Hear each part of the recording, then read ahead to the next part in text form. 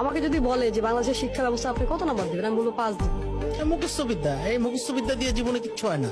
আমাদেরকে কি শেখানো হয়? উত্তর মুখস্থ করা। এটা কোথায় কাজে লাগাবে? আপনাকে আমি যদি বলি যে বঙ্গবন্ধু কত সালে পৃথিবীতে এসেছে, কত সালে গিয়েছে, এটা আমার লাইফে কি ইম্প্যাক্ট ফেলে? কিচ্ছু হবে না, এইসব জেনে এই সাল আমি মুখস্থ করে কি করবো? রবীন্দ্রনাথ কত সালে কি করেছে, তার কয়টা বই আছে, ঘোড়া নাকি শেষের কবিতা, লাভ কি আমার জীবনে?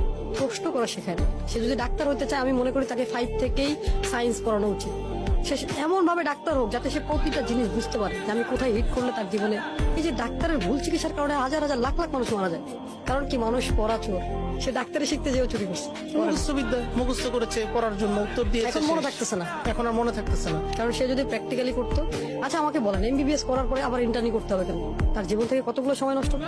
তাহলে এমবিবিএস এ কি শিখাইলো তাকে?